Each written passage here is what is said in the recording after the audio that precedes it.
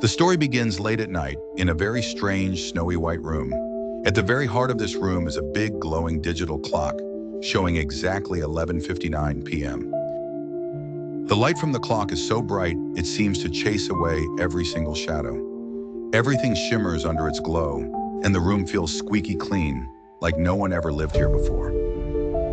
Ava steps into the room. She is 25 and she hasn't slept well in a long, long time. Tonight she wishes for sweet dreams. She crawls onto the perfect bed, but as she settles in, the clock's loud ticking grows deeper and louder, echoing in the silence. The room doesn't squeak, the floor doesn't creak, only the clock's booming ticks fill the air. Ava squeezes her eyes shut, hoping for rest, but the red glow of the clock pierces right through her eyelids, flashing in strange shapes behind her eyes. She sighs, turning away from the clock, but even then the numbers seem to dance in her head. Time slips away. Suddenly, the clock reads 1:1 a.m., counting each second, its sharp tick-tock battering the walls like a drum. Ava presses her pillow against her ears, growing annoyed. She tosses it at the clock, but it doesn't even make a thud. It's as if the pillow just vanished for a second there. Ava refuses to be defeated by a clock, so she grabs a heavy blanket and throws it over the light. But something impossible happens. The blanket glows with the same evil red, and the ticking noise gets even clearer. Her defense has failed, and she starts to wonder, is this clock magical? Now it's 4:00 a.m. Ava paces in circles. She hears a low hum coming from the walls themselves, growing louder, closer, and deeper. The room suddenly feels smaller, like the walls are closing in. She hurries to the window, but it's just pure, thick plaster. No glass, no breeze, no escape. Ava is truly trapped.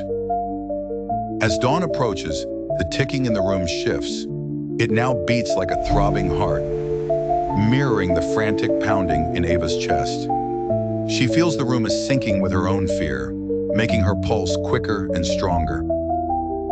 When the sun rises, Ava finds the doors locked, though last night it had no lock at all. Her only exit is gone.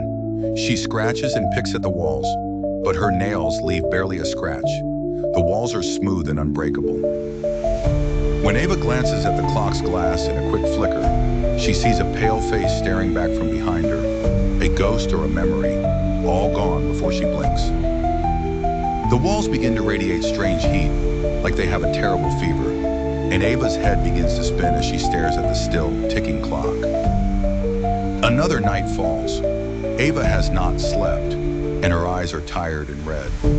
The clock now reads 7:32 p.m. When she looks close, the face of the clock is scribbled with tiny, frantic notes about sleeplessness, as if someone had written them in desperation. She screams at the clock, a loud, echoing cry, but the scream comes back as eerie laughter, mocking and twisted. In a panic, she tears off the sheets and throws them everywhere, searching for peace, for quiet. She finds a tiny note hidden tightly in the mattress stitching. It never stops watching. Don't look for the eyes. Ava is desperate. She rips chunks out of the foam mattress, stuffing them into her ears. At last, sweet, absolute silence. Ava sighs, feeling safe. She opens her eyes and the clock is gone. In its place, the wall now sports one giant, staring eye. It blinks slowly, letting out a wet, bone-grinding crunch that vibrates deep inside her. Terrified, Ava rips the foam from her ears. She realizes that the silence was the trap. Now she hears everything. The eye begins to weep black, thick tears, which flow down the sterile wall and pool in the corner, wriggling until, with a ripple, they form a small, whispering mouth. The mouth sings to her, softly, "Sleep now, we are awake for you." Instead of comfort, the words send a shiver down her spine. Ava tries to fight, but she is so tired, more tired than ever before. She collapses, unable to resist, exhausted and hollow.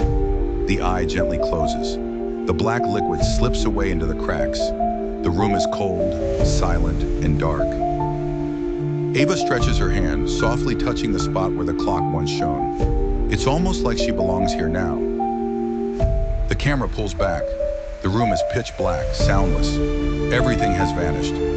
As the screen fades to black, Ava's gentle whisper cuts through the silence. 1:00 a.m. Awake. And maybe, just maybe, Ava's now watching the next visitor, her face hidden behind the wall, taking the place of the sleepless clock.